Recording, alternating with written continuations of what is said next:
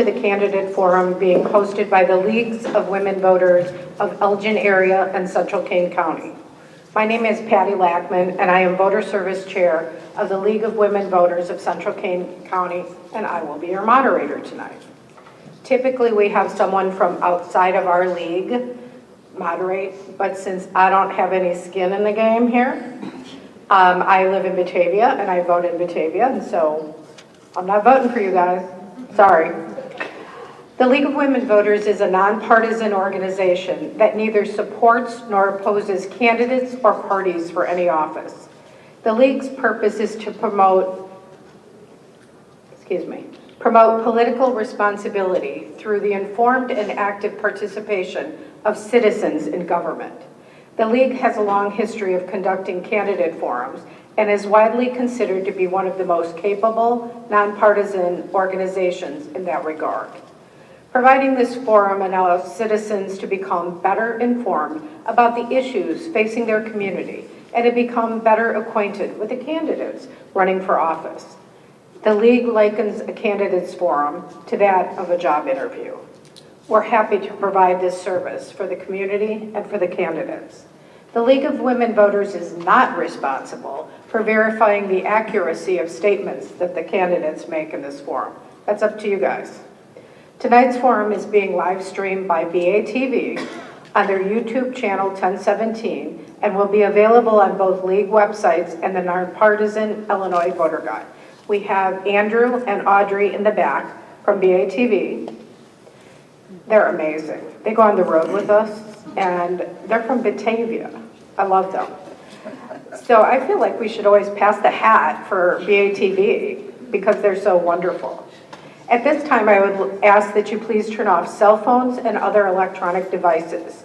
I would also ask that you refrain from applauding or in other ways demonstrating support or opposition for any of the candidates. No campaign literature may be passed out in this room, no electioneering, and feel free to put your campaign bling back on once you leave this room. Note cards and pencils have been provided on which the audience may submit your questions. We have a couple people walking around with note cards and pencils, and if you have a question that you want to write down, raise your hand and they'll come to you, give you a card, and then you can raise your hand again and they'll pick it up.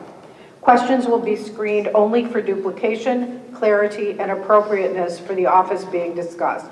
We have our question reviewers down here that will review them. Oftentimes we get like 20 questions for the same issue, and we take something from each one of them and make it the best question ever. So your question specifically may not be asked. Please, the forum, sorry, losing my voice here. This forum is for the candidates running for the offices of Central School District 301 Board for both 4-year terms and 2-year terms. All of the candidates, as you see, are together on the stage. The candidates participating will each present a 1-minute introductory statement, the order determined alphabetically by last name. I've split them up 4-year term and 2-year term alphabetically.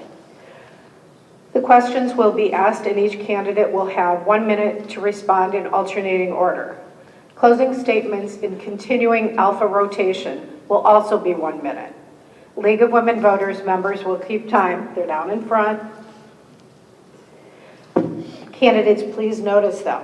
When you see the stop sign, you may finish your statement, but let's not go into another paragraph. All of the candidates running for school board were invited. All of the candidates participating have agreed to abide by the rules set forth prior to this forum. The candidates who are invited are Mark Falk, Darnetria Hempel, Graciela Martinez, Romaniana McMahon, Scott Merkvika, PK Parekh, Brian Wassam, and Micheline Welch. Ms. Martinez and Ms. McMahon did not respond. Candidate Merkvika is out of town on business, and unfortunately, Ms. Welch is quarantined because she is ill. For 2-year terms, we have Andrew Dogan and Junaid Afif. Let's begin with candidate Falk for your opening statement. You have 1 minute. Good And they evening. have to share a microphone, I'm sorry. I began serving as a Central 301 Volunteer Board of Education member over 3.5 years ago. Despite numerous challenges, we've made significant progress. Managing change is never easy, but we've navigated through it together. At the start of my term, when COVID-19 pandemic hit, we quickly adapted to an unprecedented circumstance, ensuring the safety and well-being of the students, teachers, staff, while maintaining a high educational standard.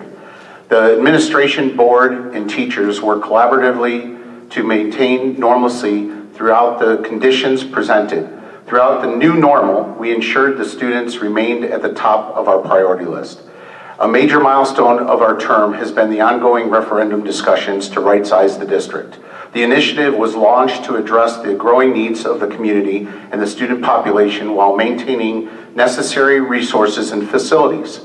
The success of the referendum depends both on the community and numerous economic factors. Understanding these challenges in the past district referendums, we proactively began the 20 classroom expansion at the high school. By doing so, we were able to continue providing high-quality education while accommodating and expanding the student body.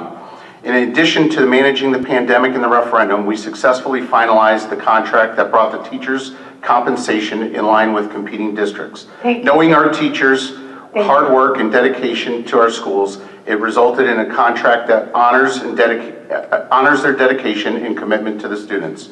Throughout my tenure, I remained level-headed and committed to considering all perspectives with an open mind.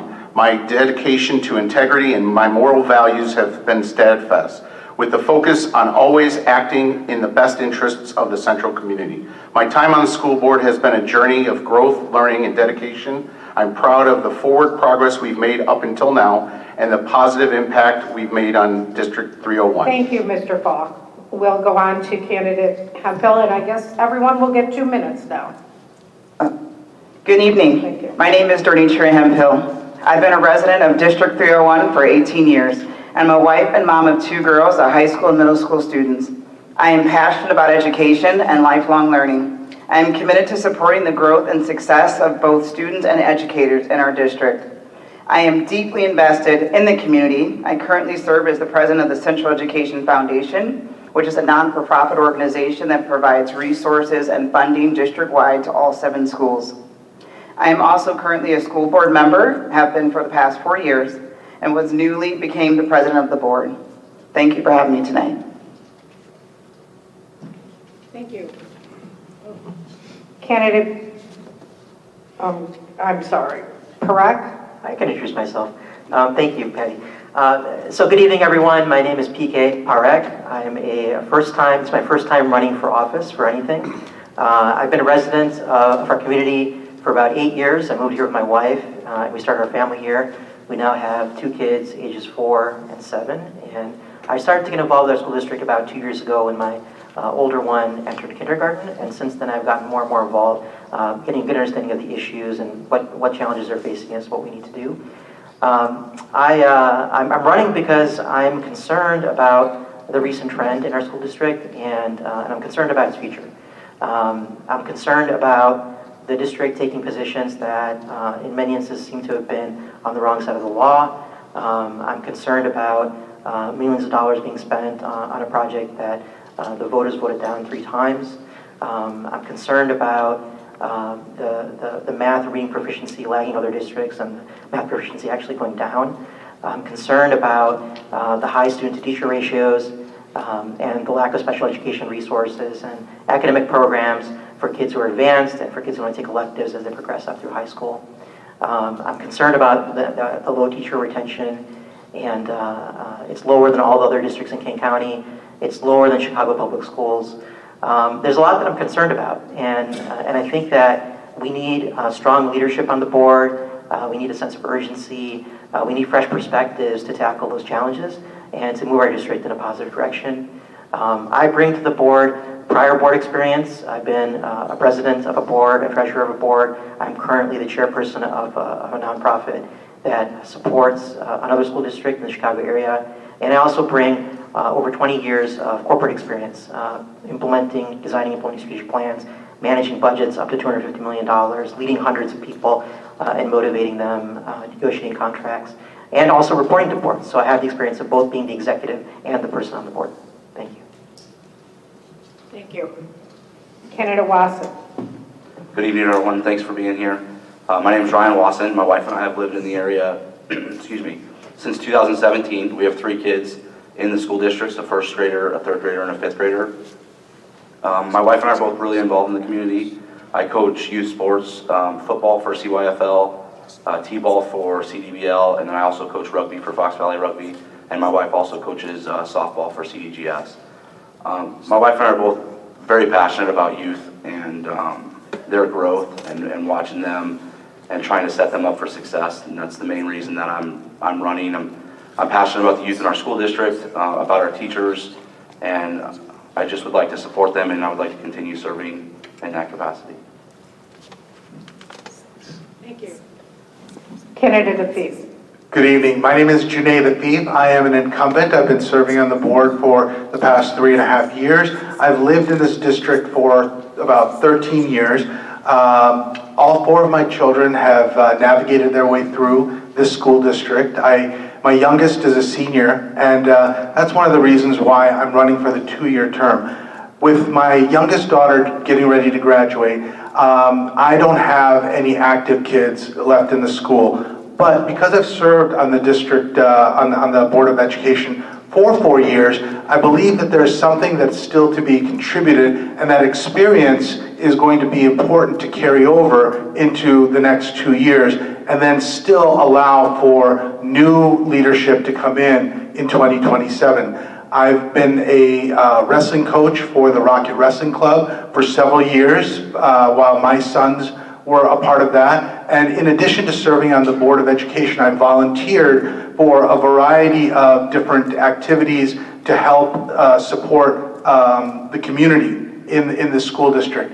I think the one thing that I bring from my professional life that is going to be very important in the coming 2 years is my legal background. I am an attorney. I've been practicing for 30 years. And just in the last several months, we've seen the importance of having that legal background to bring to bear to the work that we do. So I'm looking to be reelected with your support. And if I am, then I will serve another 2 years, and then I will not seek another term.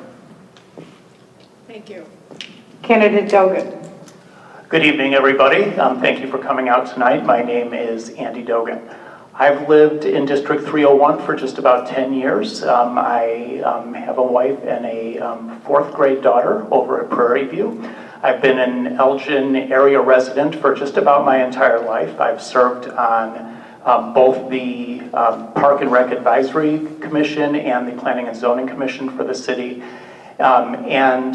Just a couple things about me and why I'm running. I have a 27-year career to this point as an architect, and I specialize in the design and planning of public facilities and determining the why and bringing clarity to directions in which a growing public body can go with their facilities. So I hope that experience can be brought to good use here on the board if I'm fortunate to be elected.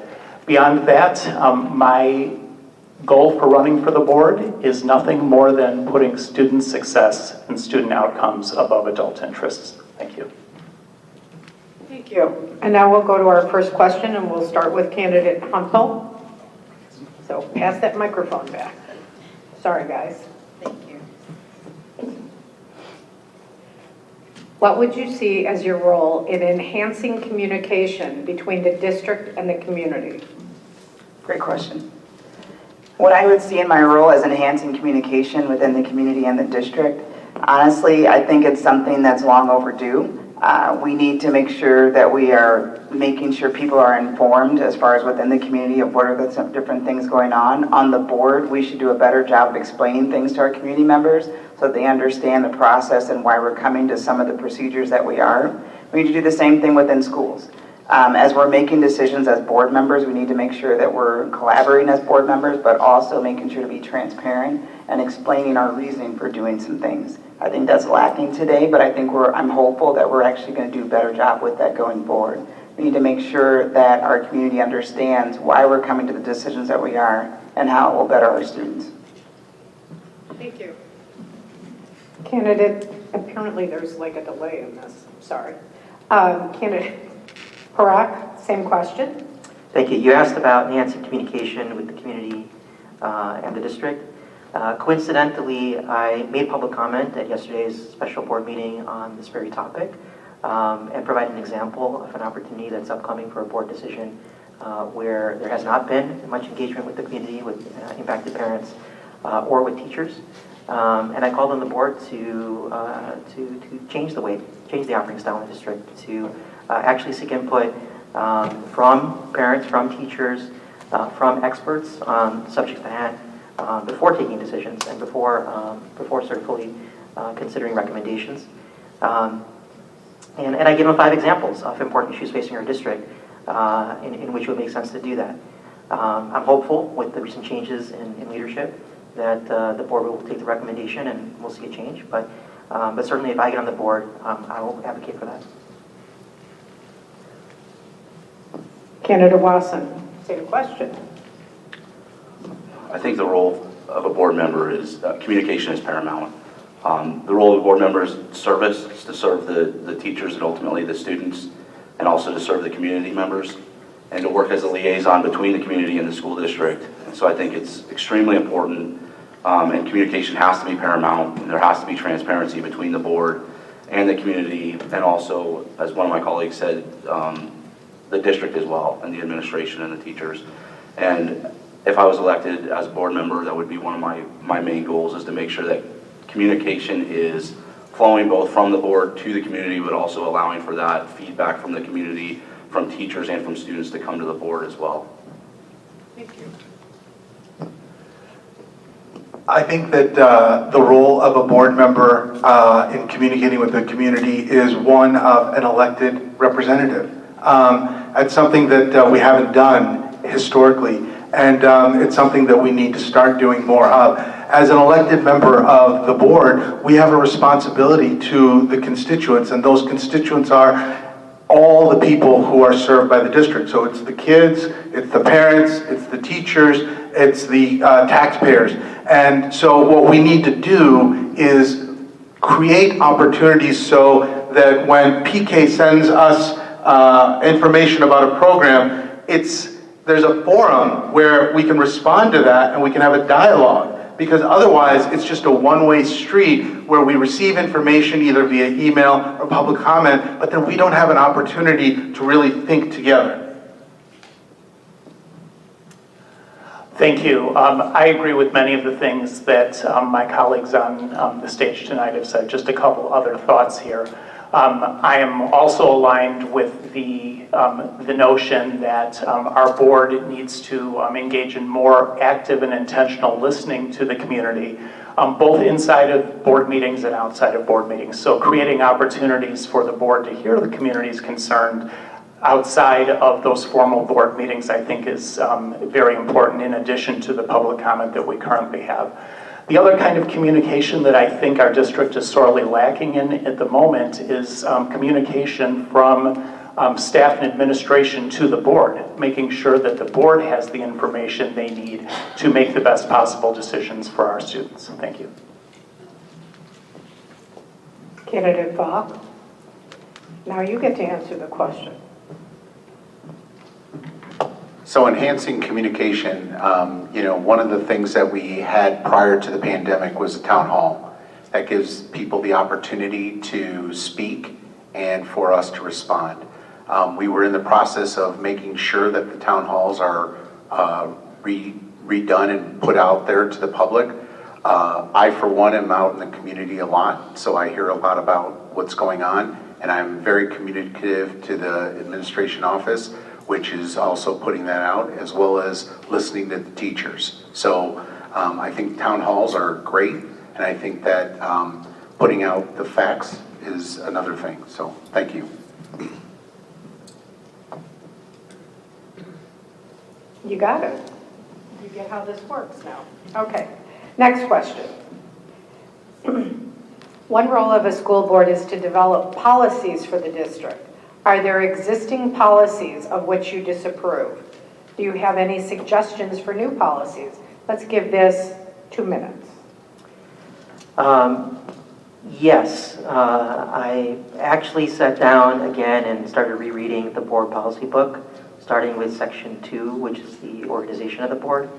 And the board currently is not following its own policies related to Open Meetings Act and disclosure to the public.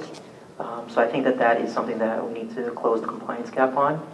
And I have also engaged numerous times with the administration and the board over the past 6 months on behalf of a group of parents with gifted or otherwise advanced learners about creating new programs in the district. And our district policies are not in compliance with Illinois state law for those types of programs or best practices in surrounding school districts. So that's something that I've taken up as a cause over the past year.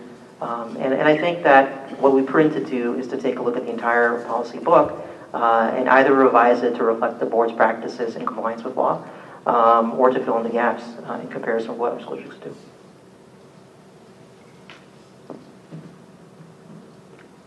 I'm still learning a lot about the school district and about policies.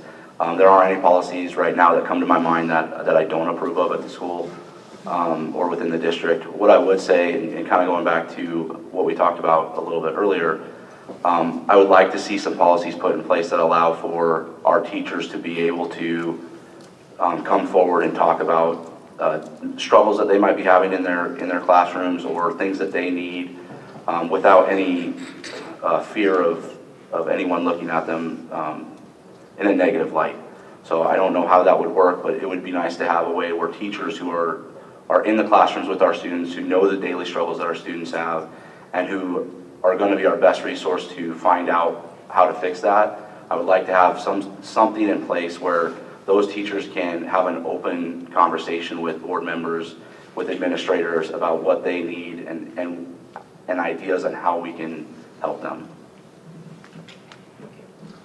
I think that more than new policies, we need a better effort at understanding the existing ones. And so one example is that there's a set of policies that read together tell us that we can have those dialogues with our teachers, with the administrators, with the parents, but they've been misinterpreted up until now to say that we can't do those things. And so reinterpreting those in light of a more thoughtful approach that takes not just board policy, but the school code and constitutional law together allows us to actually do the right thing in terms of that communication and that dialogue. In the area where we do need possibly to add a policy is that we need on either an annual or biannual basis to be doing some type of surveying of the district from an outside party that can come in and then give those teachers an opportunity to speak about what it is that's concerning them, but then do it in a way that's safe for them, give the parents and the students and the community members and the administrators at the buildings an opportunity to also weigh in. And that needs to be at the level of policy so that we know that it will be done on a consistent basis. And what that will do is it will give us data about what's happening in the school district so that we can make better decisions.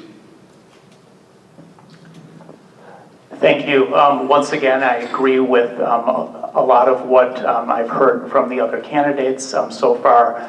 Two policies or perhaps practices that I personally would like to see changed as soon as possible. One has to do with the district's recognition or perhaps lack of recognition of master's degrees from our teachers. It is my understanding at the moment that unless a master's degree, a bachelor's degree is in education, a subsequent master's degree will not be recognized. It puts us in an incredible disadvantage to other districts that have differing policies in master's degree recognition in terms of retaining and attracting the best and the best possible teachers. The other, I would say, practice or policy that I would specifically like to see stop is that of engaging the district's consultants and vendors in overarching master agreements.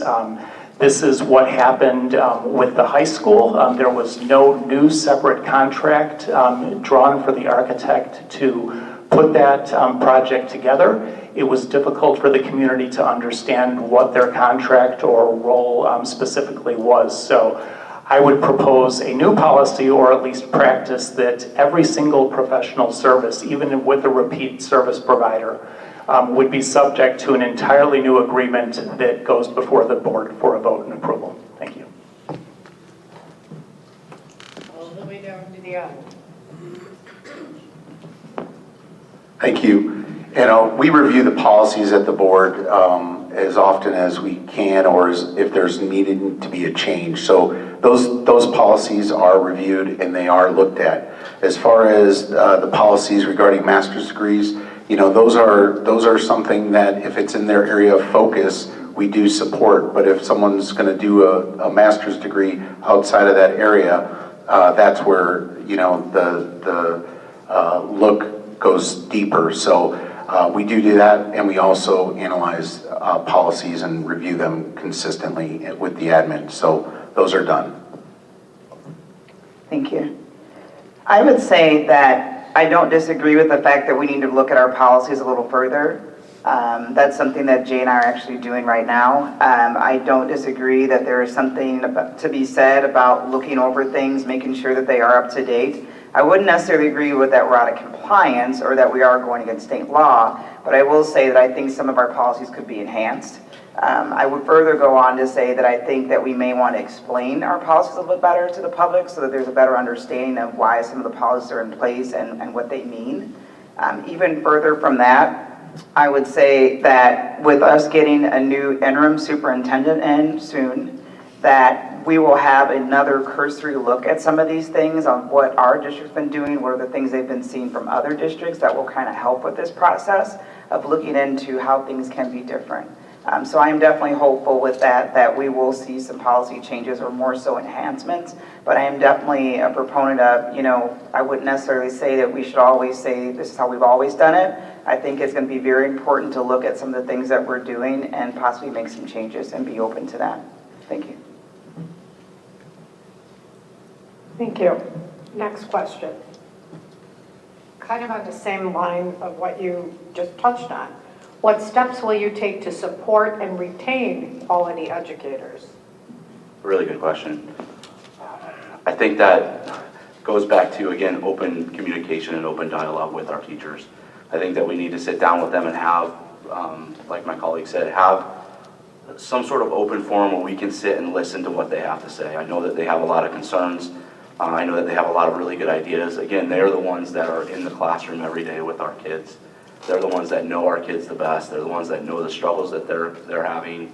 And I think that would be the biggest step and the biggest thing that I would be a proponent for, is to have that open dialogue between the teachers, between the administration, so that we can actually hear what we need to do to fix things. And then we need to go out and fix those things. So we need to hold ourselves accountable and the administration accountable to not only listen to all the issues that the teachers might bring before us, but actually sit down and come up with really good goals and really good ideas to how to fix those issues, and then hold ourselves accountable to fix those. I think that most people, myself included, would agree that despite any challenges that the school district has experienced, any of the problems that we've encountered, one area that's always consistent is the quality of our teachers. I've had 4 kids go through the school system, and we have always been very, very satisfied with the excellent teachers that they've had. So how do we make sure that we improve our retention rate?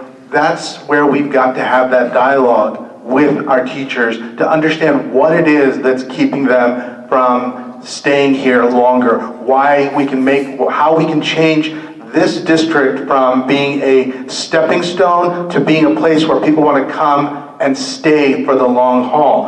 And to do that, we've got to talk to them and find out, is it the master's degrees issues? Is it the culture? Is it the way that they're treated or how they're respected or not respected? Is it, remuneration? Is it the pay and the benefits that they're getting?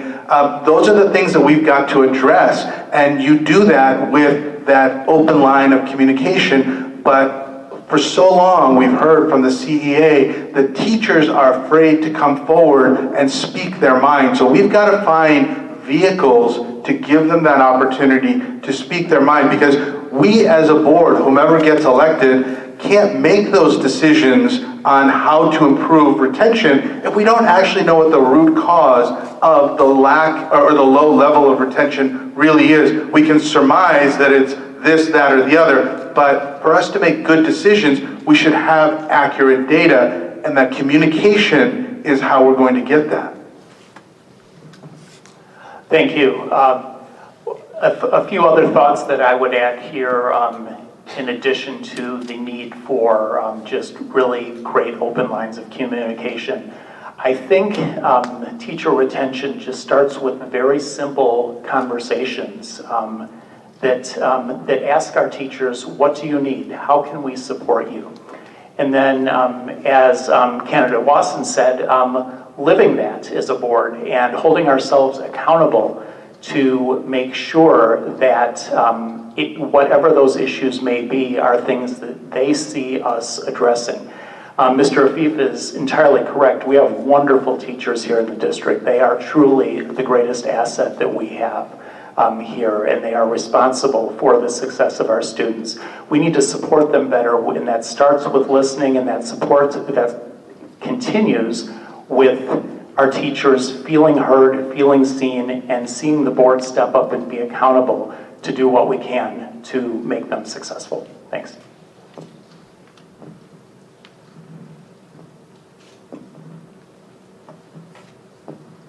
Thank you. We have a lot of great teachers in our district, and longevity is certainly there. As far as the retention goes, people move in and out and whatnot.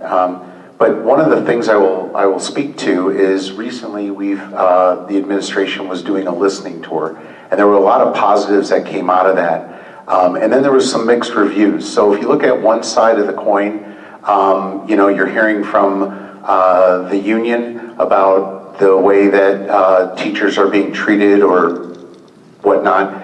But then on the other side, you're seeing from the administration the other side of the coin, which the teachers are liking where they work. So, I think for retention, it without a doubt starts with communication, and it starts with collaboration, and it starts with the leaders from the top down and the bottom up. So I think we do well. I think there's a bright future for retention going forward. This is a really good question. As an HR professional, one of the things that I asked myself is, why are we losing teachers? And so what I did is I looked back at some of the CEA surveys of some of those exit interviews. And there were some glaring themes for me. And one of the biggest things was resources.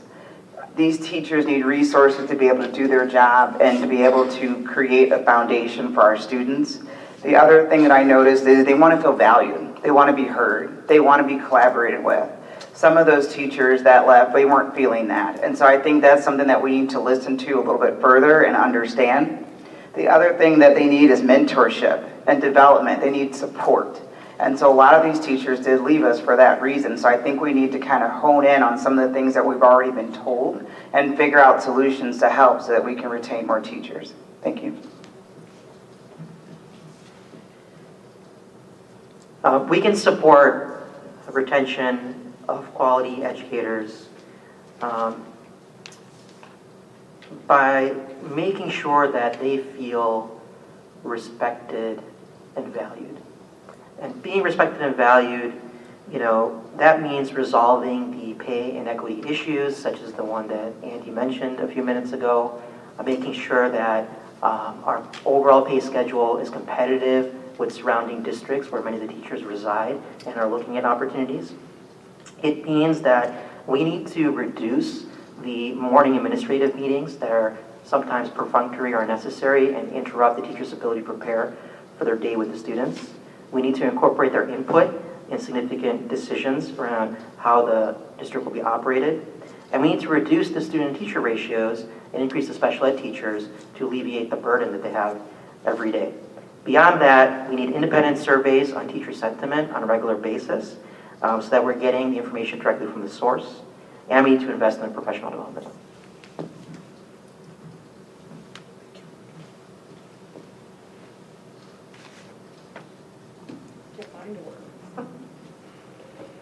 Okay.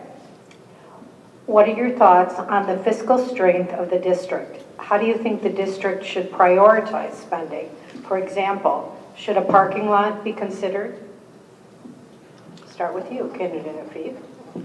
So I think that we have serious needs in terms of infrastructure, and we have needs in terms of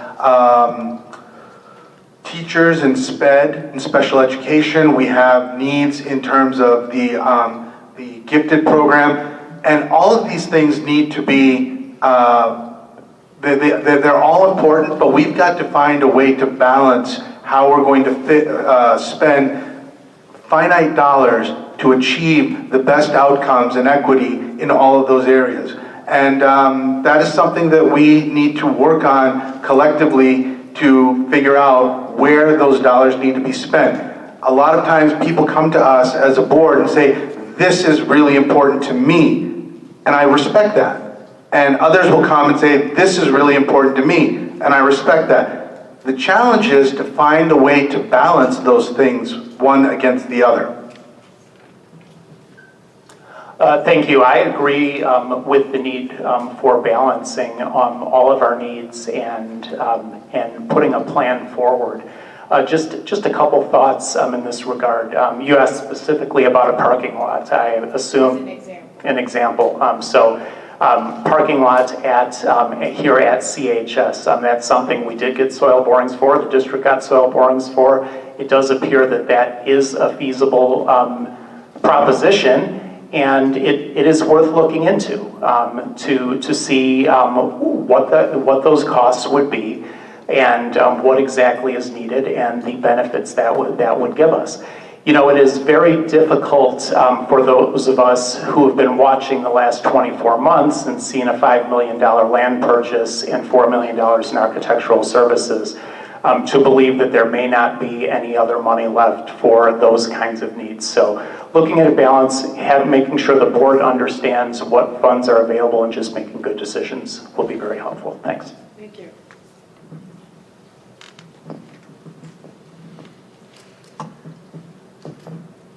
So one thing that I think is option is, you know, I'm not in favor of putting a new parking lot at CHS. I am in favor of investing in our kids.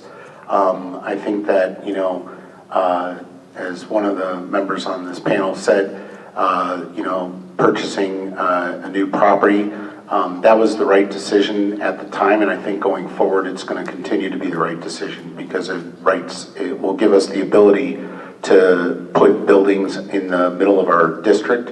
It also will correct and put forth better facilities for all of our kids and right-size the district.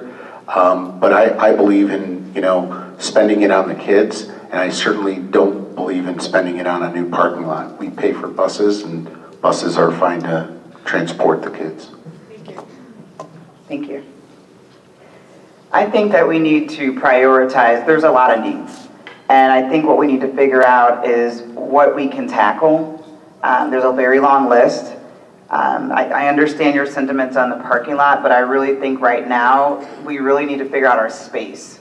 I mean, we have a lot of students, we have a lot of new land development, we're running out of space. We've got mobile units at all the different schools, and that's not the answer. It is more mobile units. And so I think we're going to have to sit together, not just as a board, but as a school community and as the broader 301 community, to figure out what makes sense and how to prioritize so that we can provide things for across all the district, not just necessarily at the high school, because the space issue is global, right? It's not just in one area. And so I think we need to be a little bit more selective of what we're going to put our money towards so that we can help with some of these issues. Thank you. So our district is relatively well funded. It's better funded than many districts in the surrounding Chicago area. We have a low reliance on federal funding, and we had enough money to finance the construction of the 20 classroom addition in this building, Central High School, without a referendum. We also had, as Andy mentioned, $4 million and $5 million, so a total of $9 million to spend towards building the new high school without that being authorized, which means that the money came out of the operating fund. Now, I think that there are two areas where we should redirect the investment. One is in the facilities, and in particular, we have the most pressure in the elementary schools right now, and that's where it's going to get worse in the next few years. So we need more classroom space for those kids and get them out of mobile units. And then secondly, we need to invest in more headcount, more teaching headcount. We need to bring down the student-teacher ratios, which is going to support better academic outcomes in the long run, and it's going to reduce the attrition. Now, so those are my main 2 points. I also think we need to take a close look at why we continually exceed the PTL cap and see if there are ways to finance the operations without growing the tax rate at a higher rate than inflation. Thank you. I liked a lot of what my colleague said. I think that it comes down to we have to work together as a community, as a board, whoever's elected.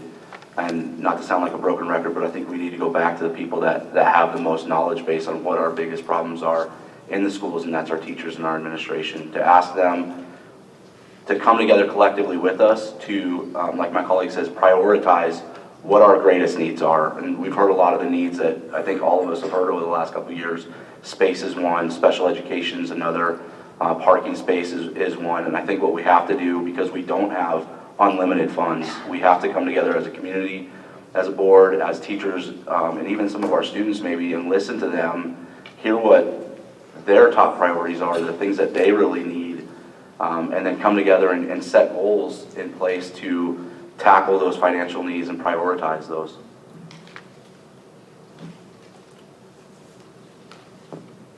Thank you.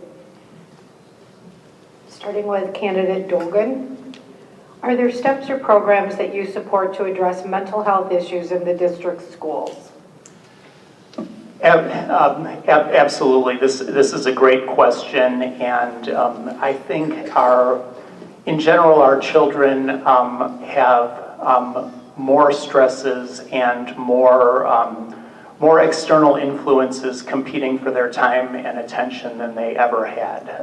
We have so many two-parent families in our two working parent families in our district who are not home as much, and that while that doesn't necessarily I would say connect with any sort of mental health concerns, we are seeing a rise in a need for social support. So we need to support our social workers, our school psychiatrists, and make sure that we continue to allocate resources to those individuals to support the mental health of our students.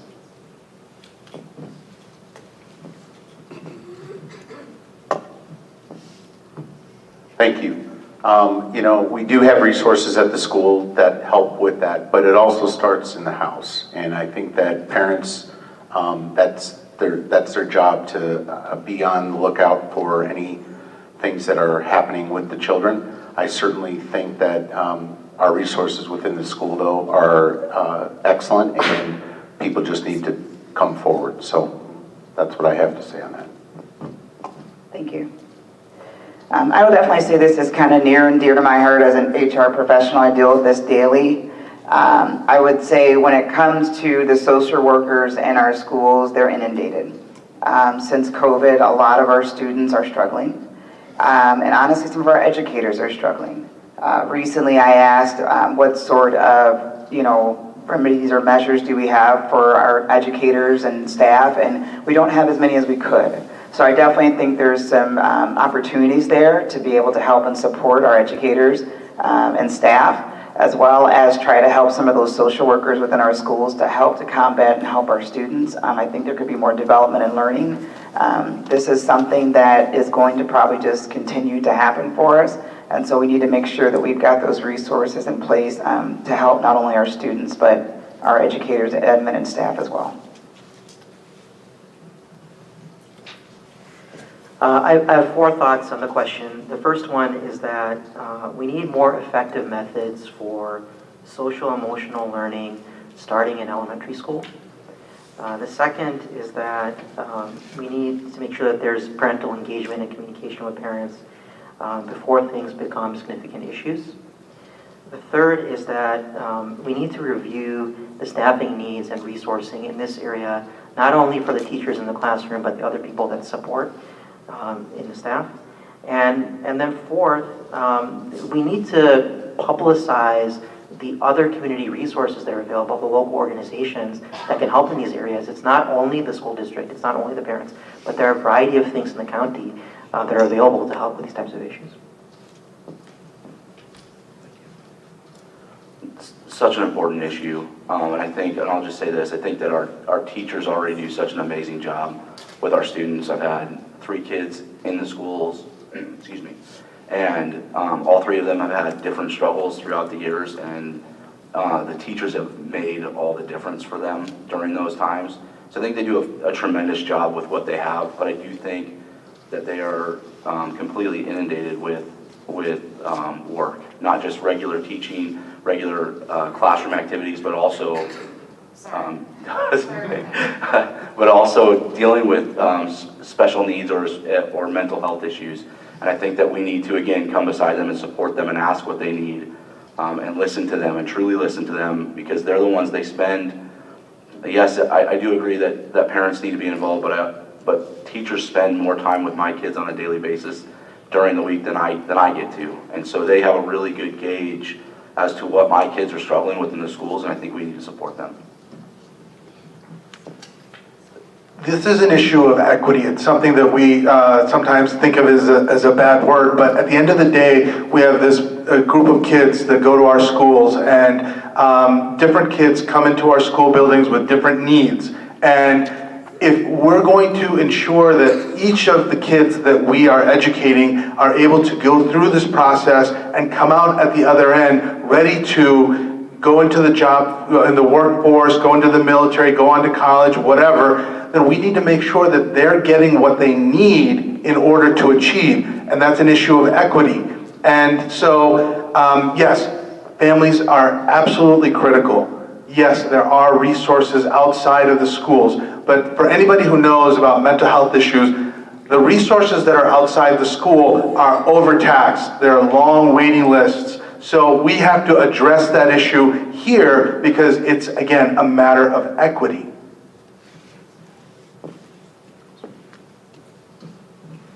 Thank you. Starting with candidate Falk. Looking at the Illinois State Board of Education report card, 61% read at grade level and 41% are at math level. This doesn't look like success. How can it improve? I'm assuming this is for this district? Yes? Okay. Candidate Falk. Well, you know, we are consistently improving on giving the teachers the resources that they need in order to do that. We consistently are looking at the curriculum, and with those two and the input of the faculty to the administration, we believe that we will move our numbers forward, and I think that that's, you know, a good start. So. Thank you. Yes, could we improve our reading and our math scores? Absolutely. I think what we are going to need to do is look at what type of resources our students need in order to do that, what type of resources our educators need to help with that. I think that, you know, the fact that, you know, we recently did put some math textbooks into the high school was paramount, But I think we need to support that with additional mentoring and support for those students that may be having some of those low test scores. I think we need to have more resources outside of the classroom to be able to help with this, whether it's from the math sector or in the reading. It's unfortunate that these are our scores, but we can do a better job with providing more resources for our students and our staff to kind of help with this. You asked about the level of reading and math proficiency in the district, and I would add to that the science proficiency also is lagging behind surrounding districts. But let's start with reading and math as the first two things. We need to strengthen the core curriculum at all grade levels. Our math curriculum has actually resulted in proficiency scores declining over the past few years. We need to provide more intervention supports for the kids that are performing below their grade level. We currently have a year-round reading intervention program, but we don't have a robust math intervention program, and that correlates to the declining scores. The special ed kids aren't necessarily getting intervention, and also we are holding back the advanced learners in our district in K through 8. They're forced to go through the regular curriculum as opposed to being able to proceed at their level of capability. And I think that philosophically is something we need to change in the district to result in better outcomes.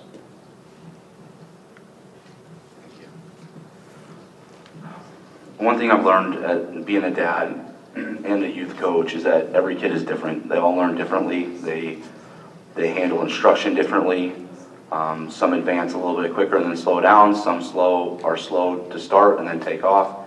And I think, going back to what my colleague said about equity, if our teachers have so many kids in the classroom that they can't dedicate specific time to the kids that might need a little extra help, or if we don't have programs where kids who are struggling or falling behind can't get a little extra help on the side, then we're going to see deficiencies in some of those areas. And I think, I feel like I'm saying the exact same thing over and over again, but I think we go back to our teachers and we say, hey, how do we support these kids that are struggling in the classrooms, and what do we need to give them, or what do we need to give the teachers? What resources or support do we have to give you so that you can help those students that are struggling, so you can come alongside them, meet them where they're at, and set them up for the same success as the other students in the district. I 100% agree with what Ryan said in terms of getting those resources, because every student does learn differently and has different needs. I have seen in the 12 years that I've been in this district, through my kids and their friends, with the same math, reading, and science curriculum, you have some children that are excelling. I mean, they are, doing excellent. And then you have some kids that are really struggling.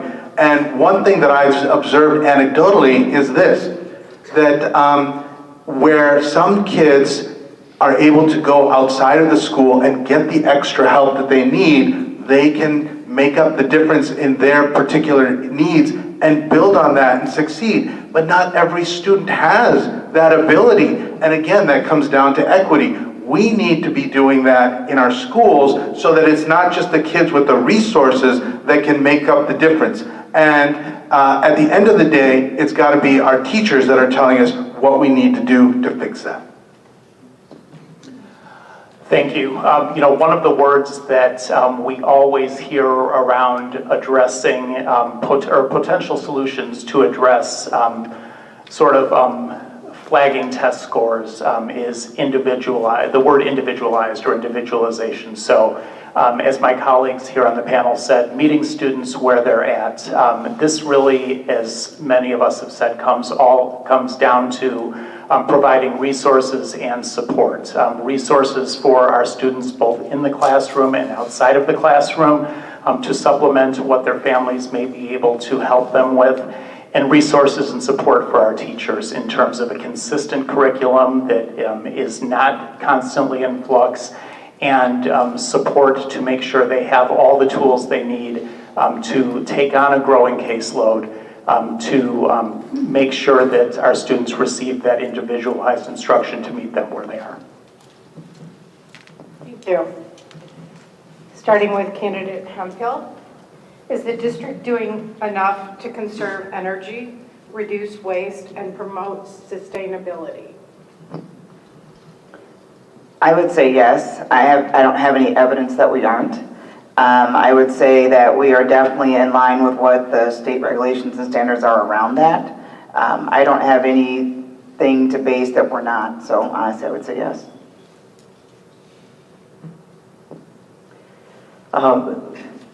One way or another, we're looking over the next several years of either building additions onto existing schools or building some new school somewhere at some level.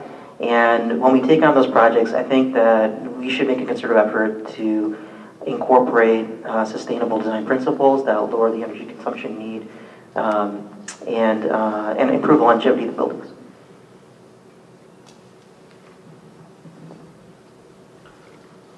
So there's a lot I don't know. I'm still learning. I don't know if the district's doing everything that they can. I think it's extremely important, though, for board members and future board members to look at how the district handles things like energy, and if we're being efficient, and if we're, because if we're spending or overspending or we're wasteful on some of these things, that's money that we're not putting into the kids that should be going there. So I think it's an extremely important topic.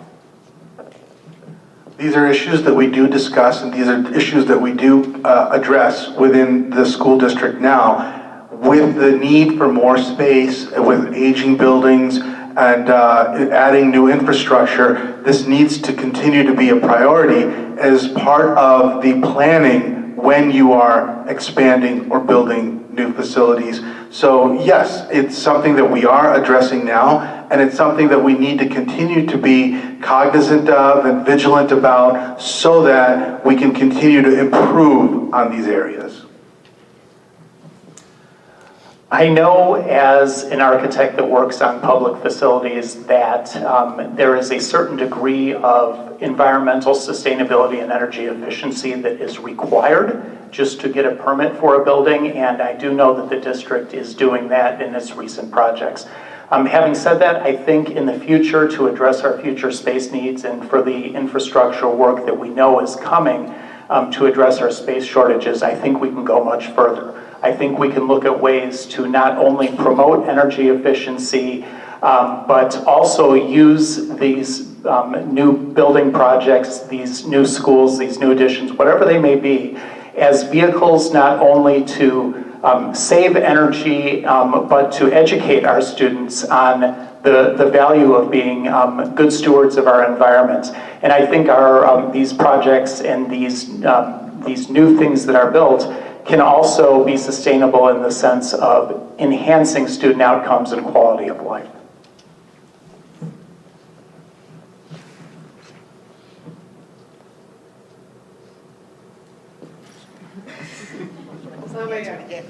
Thank you.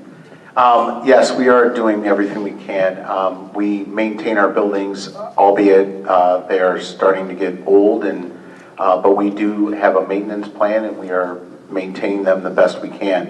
As far as the future construction, obviously we're going to look to do the leads and different investments in that, but that costs money to do that and adds value. So, but currently, yes, we are doing everything within the power. Now you're up.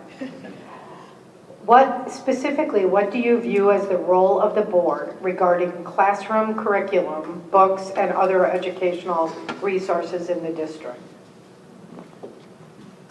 Oh, well, it's the board's role to set the priorities for the administration, to provide perspective on the directions it wants to go, and to evaluate the performance of the administration.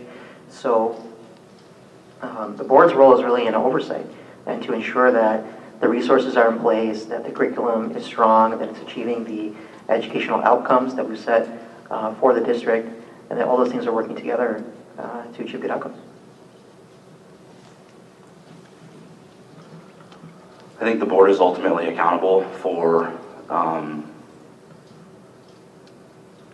how they support the educators and the teachers, but also how they work with the community and serve the community. It's our job, it's the board's job, and if I'm elected as board member, it'd be my job to serve and to ensure that what the community is asking is actually being held to in the classroom. So as far as curriculum goes, the board needs to support the teachers again, make sure they have the resources that they need to provide the proper curriculum in the classrooms, and then also be able to have an open dialogue with the community if there's issues, and the community has issues with any of the curriculum, where they can come and speak with board members, and board members can address that. With curriculum in the state of Illinois, a large part of the curriculum is dictated by statute, by the legislature and the governor. So what you have is an extensive set of requirements that state law sets forth on what the curriculum should be. Now, there is a role for parents and family members to play as well in terms of how that state mandated curriculum is implemented within our schools, and they have a role to play as well. And then you have the teachers and the administrators that have to take that state law, take that feedback from the community, and actually craft what the curriculum is going to look like. And the board responsibility is then to maintain oversight to ensure that that community input is there, but that the regulatory requirements, the state requirements, are being met, and approve the curriculum based on those factors.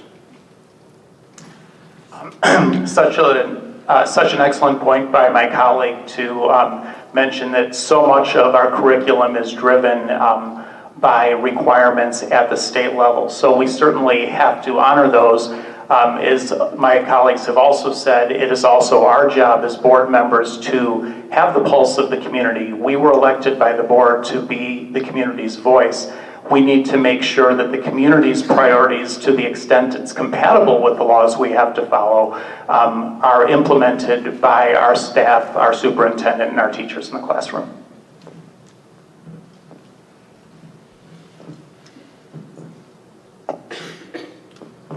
Yes, thank you. We follow the government mandates, but also that's, I'm in finance. But we also hire people in administration and curriculum and all that to monitor, to make sure that we're following the guidance. So I lean on the professionals to make sure that we're facilitating that, and then also ask the questions, to seek to understand what we could be doing better. But we definitely have to follow state and federal. I would definitely echo that. I mean, as we mentioned previously, the board does set the policies and procedures and then holds the superintendent accountable to those things. As we look at curriculum and as we look at our test scores, if we find that there are things that maybe just are not working or something's not right, then I think it's on the board to then start asking more questions. What can we do differently? What are the things that are needed? Speaking with the educators to understand what that looks like. But aside from just, what we set as those policies and procedures, that is the act of the board. But I think we do need to ask more questions just to make sure that our students are getting what they need. Along that line, many Americans are concerned about our children being indoctrinated with values that are not our own. And academics alone should be taught. What are your thoughts on this? I think in any setting of education, whether it's in a classroom or whether it's coaching sports on a field, you're going to get more than from the teacher or from the coach. You're going to get more than just strictly education. You're going to get values that those teachers or those coaches have, and they're going to attempt to instill those values in the kids. So a lot of what I've experienced in our school district with our teachers is that the values that they're instilling in my kids are the same values that I uphold at my house. They're teaching my kids to respect other students, to respect their dignity, to treat everybody as equals. And those are values that I uphold as well. And I think if you take that out, you're just focusing on simple education, you almost make it a bit robotic. And I don't know that we can ask our teachers to remove their values when they're teaching our kids educational ideals. In addition to what Ryan said, I don't believe that we are indoctrinating our children. What we're doing is we are teaching them facts. When I think about the things that my 4 kids came home and learned about American history, about the people that live in their community that don't look like them, don't identify like them, they are getting the knowledge that they need to actually survive in this diverse society that we live in. Teaching kids about, in the high school level, Black Wall Street and the massacre is not indoctrination, it's not hate, it's a fact that they need to know about so that they can better understand and have a fulsome understanding of where we've been so that where we go can be better.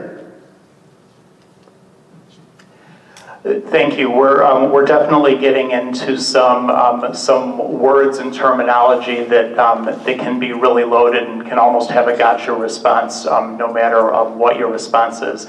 So I will say this. I think it's impossible to completely divorce values from our children's education because simply because our students and our children are modeling the virtues and values that they are seeing in their schools. So I absolutely believe, I believe currently that our teachers are setting wonderful examples of positivity, of kindness. We see that, I've seen that in every teacher my student has had. And when I think of the values that we want to see in schools, it's about how those teachers show up and model good behavior and being a good citizen for our kids. Thank you.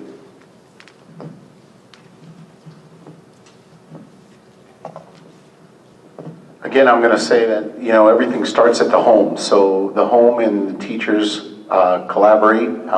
You know, in our house, we talk a lot about this, and history is important to know where we've been so we know where we're going.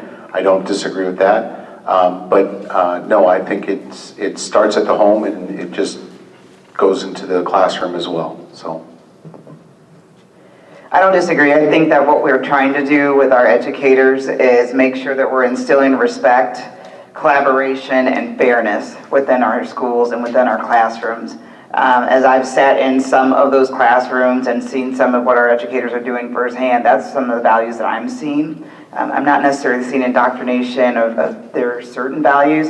I think overall they're wanting our students to think more globally, and above all else is just have respect for one another and the values that they may be coming into the classroom with from their own homes. And so I would just say that we should probably continue to support our teachers in that. Thank you.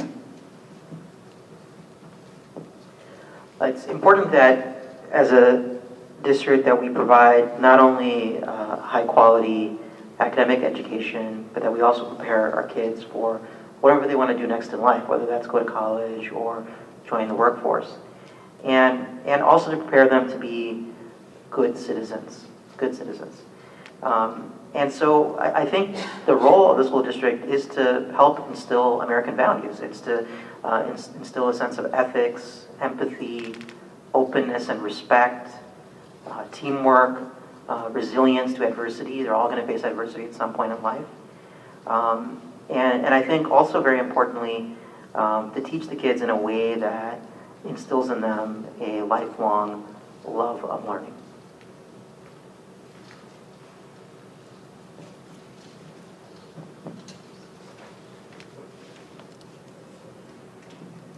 Starting with Candidate Afif.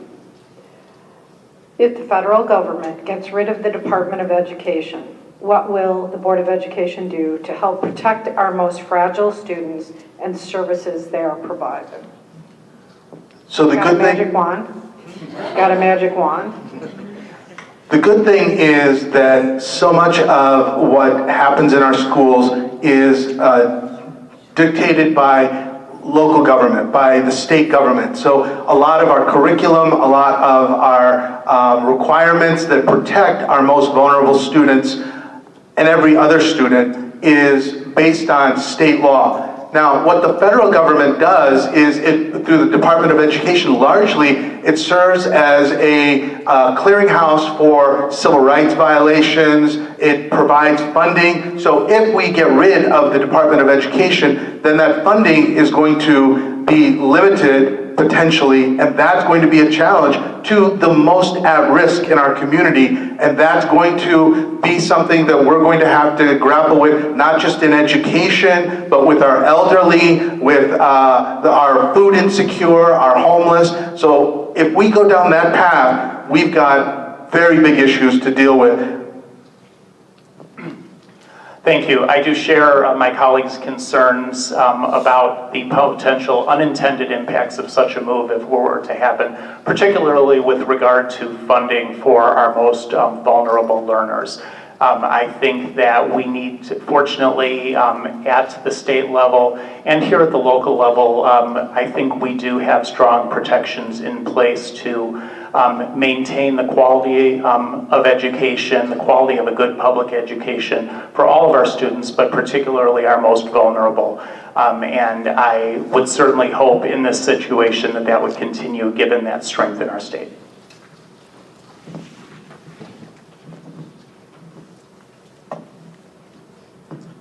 That's a great question. I think one of the things that's going to happen is not only the state, but the school district as well as the family unit will have to all come together to evaluate and seek to understand what the best options are at that point. So I think it's just going to come down to local, and we do a really great job with that. Thank you.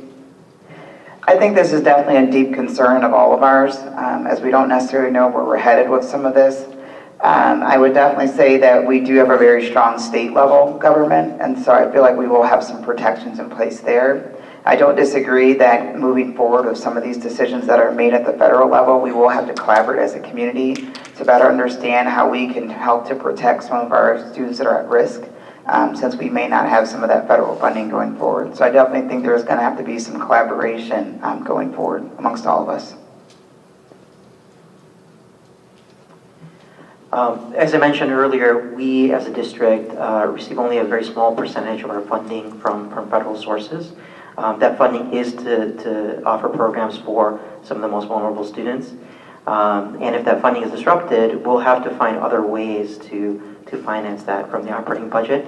But our district, in comparison to other districts in the state, is in a much stronger position because of the very small percentage that it comprises. Mostly we're funded from our real estate tax dollars, and most of the remaining funding is from state sources, and that's what puts us in a stronger financial position.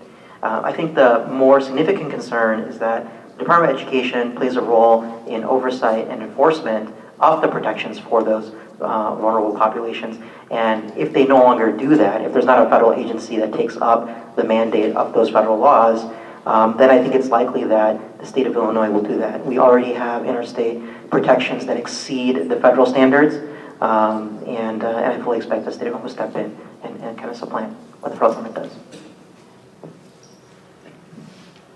So I'll echo some of the sentiments of my colleagues up here. Ultimately, I think the fear is that we don't control what the federal government does right now. We don't control what they do. What we do control is what we can do in our own community. I think as parents, as community members, as members of this district, as members of Central, I have seen this community come together during times of crisis, and I have full faith that as a community, if something like this happens where our most vulnerable are in any form of danger from getting funding taken away or anything else, this community will come together. We have to, and we do have to collaborate. We have to work together, because ultimately we're all here for the students. We want all the students to succeed, to grow up and be successful regardless of their situation.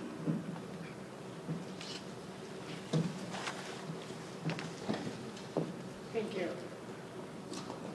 Thank you. Last question, starting with Mr. Dogan. In that there have been very public disagreements between the board in the last few months, how will you work with other board members, particularly those you might disagree with, to drive forward solutions and improvements for the districts? That's a great question. I would start answering that question by saying that I believe we all have two ears and one mouth, rather, for a purpose, and that they should be used in that proportion. I think we need to better listen to one another. We need to understand, we are 7 individuals at the end of the day who cannot possibly agree on every subject. But what we can do is approach each other from a place of mutual respect and genuine curiosity about where they're coming from. And consider those perspectives as we make our individual votes. And after we make those votes, whatever that vote or that outcome may be, we continue to move forward and present a sense of solidarity to our students, to our teachers, and to our community.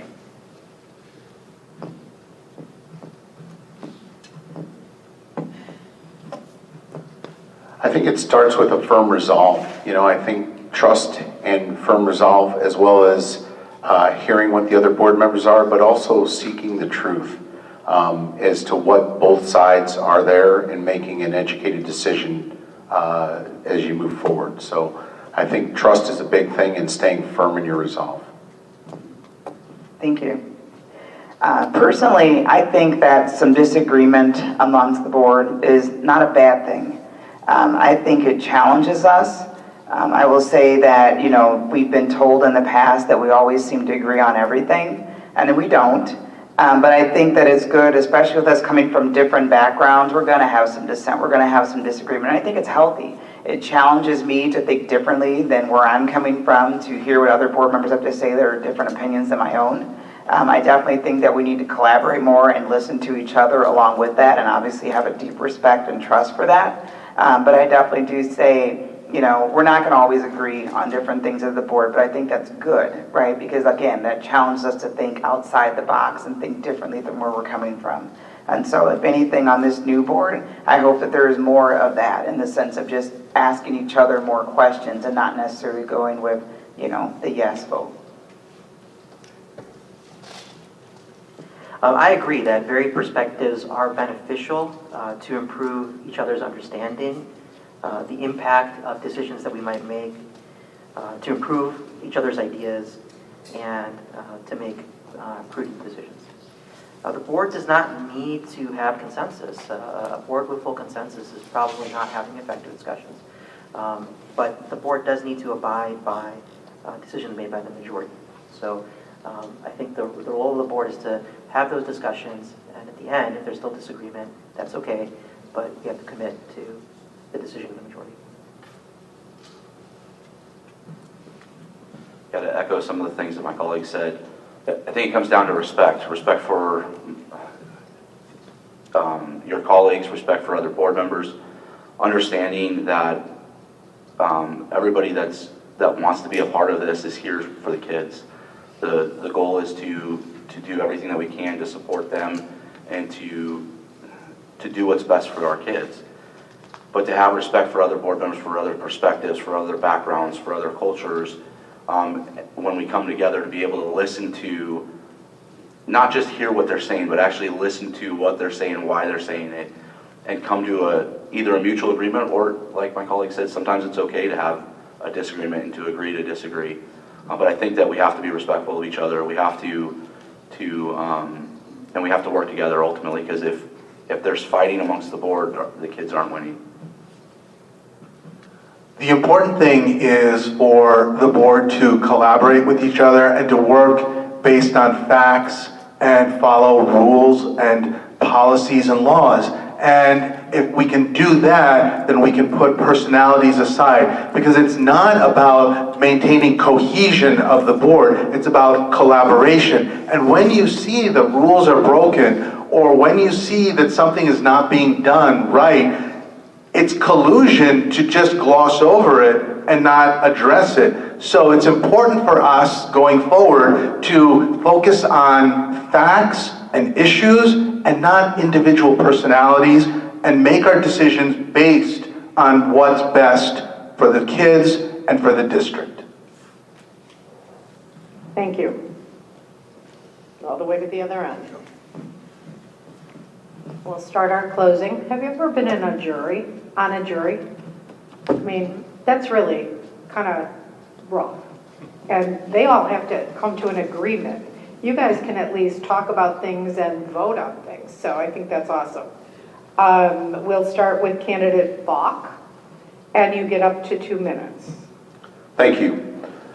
Over the past year, we've witnessed a deliberate effort by groups driven by conflicts of interest and intent to fracture our district through a spread of misinformation. This distorted narrative, built on half-truths and self-serving agendas, was crafted to undermine truly what serves the best interests of our students and our community.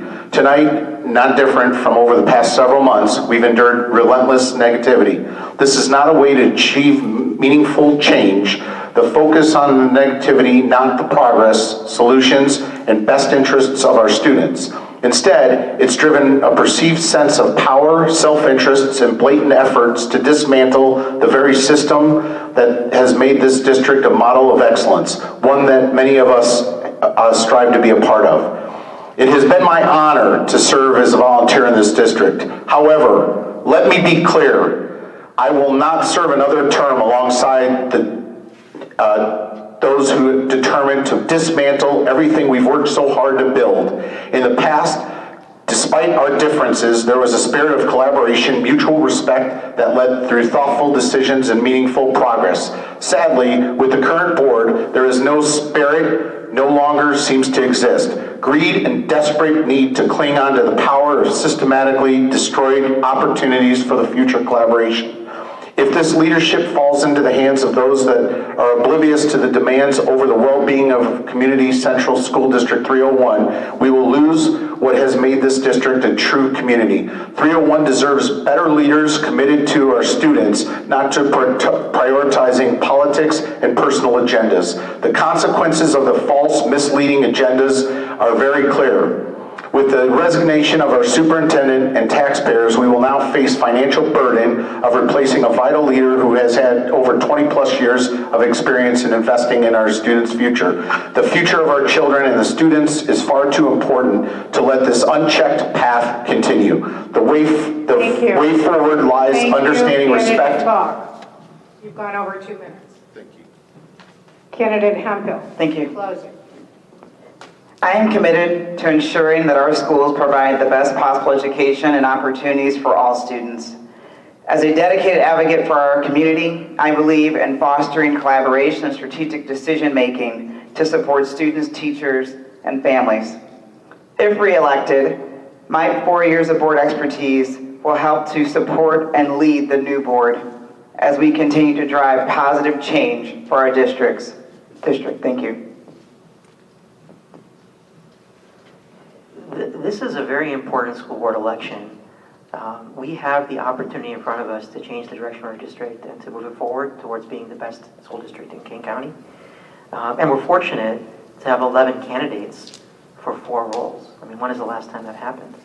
What I want to bring to the board and what I hope everyone who's elected to the board brings is the right tone from the top, a tone that's committed to ethical and professional governance and fiscal responsibility, doing the right things in the right way, and respecting the rights of our students and the community.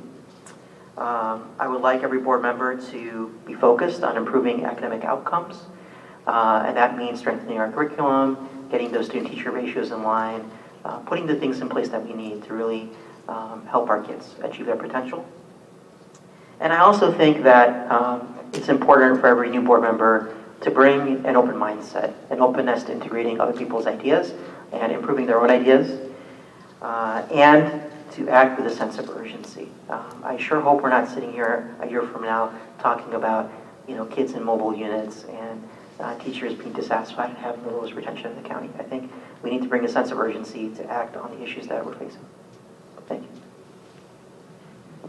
First, I just want to say thank you to the League of Women Voters for putting this on, for the very tough questions that you asked us. And a huge thank you to all of you for coming here and also asking some very tough questions. I'm not a politician. I do not have the answers to all the questions, but I really want to serve the community and the kids and work with all of you to find all the answers to the questions and to make the school district the best it absolutely can be. There's no power on the board. The board members have the same amount of power and get the same benefit that I got when I was coaching my sons at the Rocket Wrestling Club, or that you get when you serve on the PTO, or that you get when you volunteer with the boosters. We don't get paid for this work. We do it because we have a passion for the community. We do it because we care about the community that we live in. We want to see our kids do well. We want to see our kids in the community do well, because at the end of the day, our kids will succeed if everybody around them succeeds. And that's why we do this work.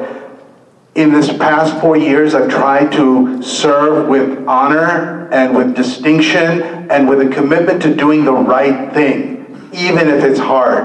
And because I don't believe in quitting, I stepped up and sought re-election. Now, I've gotten a chance to know my opponent very well over the past several, let's say, year and a half, and I have a great deal of respect for him. So the good news for the community is that I think you have a win either way. And I have a great deal of respect for what Andy brings to the table and to the board. I will say that what I'm offering is an opportunity to create continuity as we go into the new board, plus my legal expertise, which has proven to be invaluable in the past several months as we've cleaned house. And it will be necessary for us to make the next evolution as a school district over the next 2 years. Thank you, Jay, and thank you all for coming out tonight and for supporting and listening to all of us. I too want to pat my opponent, Mr. Afif, on the back. He and some other members of this board have done some really, really hard and I would say courageous things over the last few months. And for those of you who have been looking for change in our district, we owe a great deal of that to them. I agree with Mr. Afif. I would like to think there isn't a bad choice that you can make for this 2-year seat. What I can say is that I am committed to moving the district forward, and I am committed to moving the district forward together with our students, our teachers, our parents, to listen to as many perspectives as we can, to come into that room and vote on behalf of everybody that I, as a potential board member, not only represent, but serve. It's my belief that it is so important to serve our community in this role and to put interests of our students above our own. And I, again, really appreciate the opportunity to be here tonight. Thank you. Thank you. Thank you. I just want to say that I moderate school board candidate forums all over Northern Illinois, and you guys have been very well behaved, which is always good. And it's always interesting because you hear that talk about class sizes and talk about resources and talk about the same things, district to district to district. So you need to know you're not in it alone. Although I will say my daughter teaches in Chicago, kindergarten, full day, and had 37 children full day kindergarten with no aid. And they speak 14 languages in her classroom, 40 in her school. So what she gets for Christmas is cases of copy paper because she can't afford to get workbooks for her kids. So think about that. But you all have been a joy to deal with tonight. And so I want to say, give them a round of applause. Thank you very much. For more information, please visit the nonpartisan voter guide, illinoisvoterguide.org, as well as the League of Women Voters of Central Kane County and Elgin area websites. Your participation as a candidate and as a voter is essential to preserving the democracy we hold dear. Please remember to vote on or before April 1st, as one vote can decide the election, and that one vote can be yours. Thank you very much. Thank you.